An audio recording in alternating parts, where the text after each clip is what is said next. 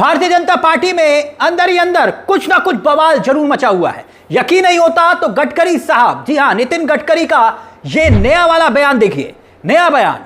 पहले इस बयान को देखिए, इस बयान के पीछे का मतलब क्या है जिसकी चर्चा हो रही है वो भी आगे आपको बताएंगे। एक नहीं है, कई बयान है, एक एक करके वो आपको दिखाएंगे। लेकिन वो कौन है जो पीएम मोदी के बाद गडकरी को ही पीएम पद का उत्तराधिकारी मानकर चल रहा है, उस पर भी हम आएंगे। मगर पहले बयान देखिए, क्योंकि यह बयान तो सरकार के खिलाफ बयान माना जाएगा। जानते हैं क्या?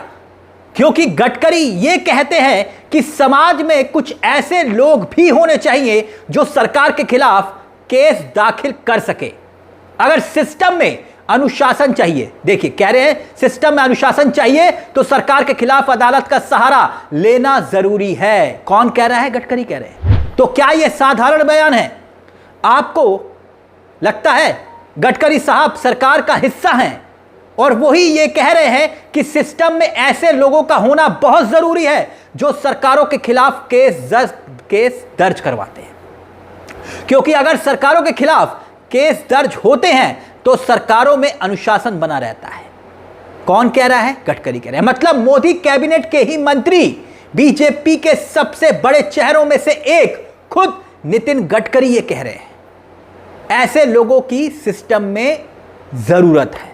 बात इतनी नहीं है, अब कुछ रोज पुराना एक बयान याद दिलाना चाहूंगा इन्हीं गडकरी साहब का।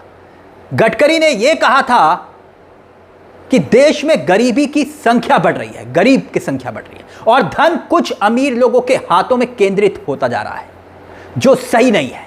कौन कह रहा है? गडकरी कह रहे हैं। तो यह बयान किसके लिए कहे?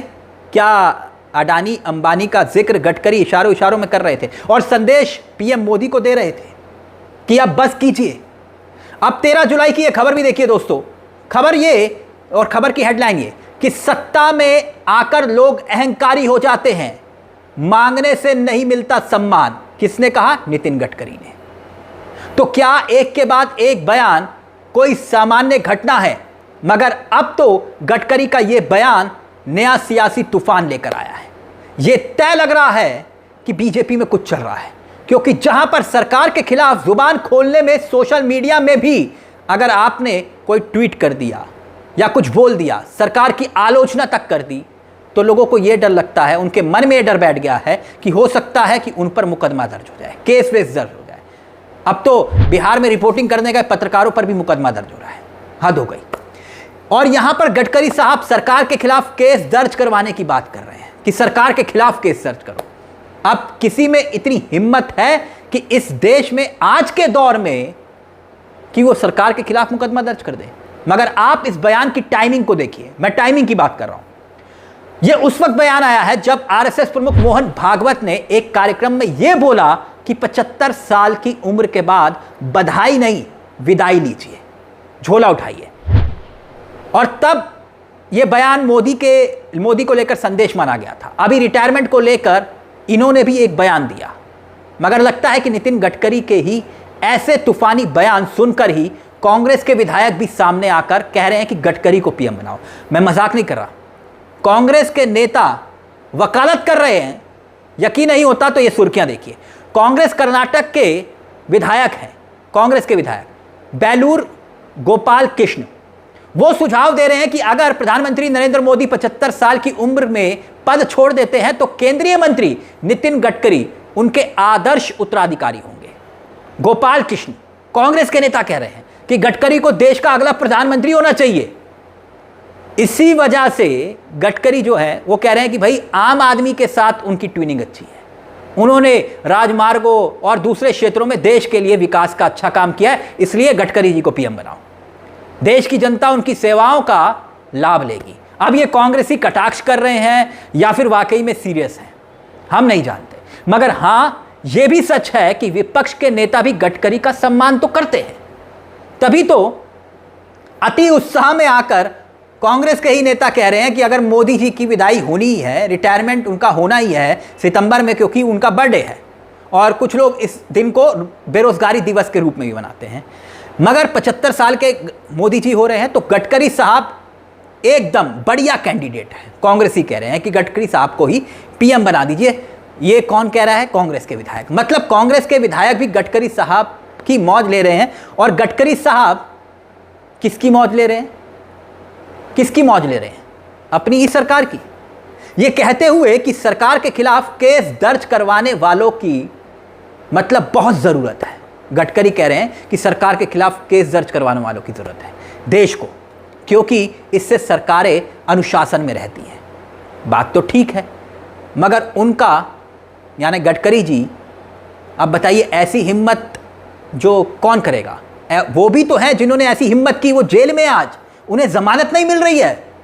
वैसे गडकरी जी, सिस्टम तो आप ही का है, आप ही की सरकार है। ये जो बातें आप बार बार मीडिया में बोल रहे हैं गडकरी जी, एक बार मोदी जी के सामने बैठकर भी बोल दीजिए। जो लोग आपकी सरकार के खिलाफ आवाज बुलंद करते हैं उनको एंटी नेशनल कहा जाता है, राष्ट्र विरोधी कहा जाता है। उनके ऊपर तमाम तरह के मुकदमे दर्ज करवाए जाते हैं कि कैसे भी करके जो सरकार के खिलाफ बोल रहा है उन पर कानूनी शिकंजा कसा जाए, उनको प्रताड़ित किया जाए, परेशान किया जाए। और आप कह रहे हैं कि सरकार के खिलाफ मुकदमा दर्ज करवाएं, आपकी सरकार अनुशासन में रहेगी। यह बात सिर्फ मीडिया के आगे बयान देकर खत्म करने की नहीं है गडकरी जी। सवाल यह है कि एकाएक गडकरी के बयानों की रफ्तार तेज क्यों हुई है? क्या यह सवाल नहीं है? कहीं आरएसएस की तरफ से कोई इशारा तो नहीं है? खैर, वैसे भी सच्चा लोकतंत्र वही है जहां सवाल पूछने की आजादी हो।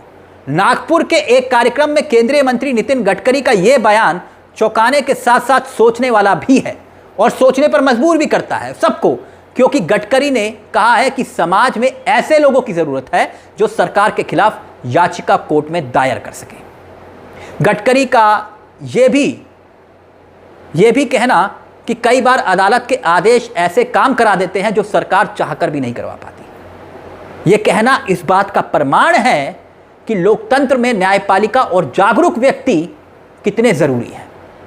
यह एक सच्चाई है जिसे अक्सर आप और हम नजरअंदाज कर देते हैं।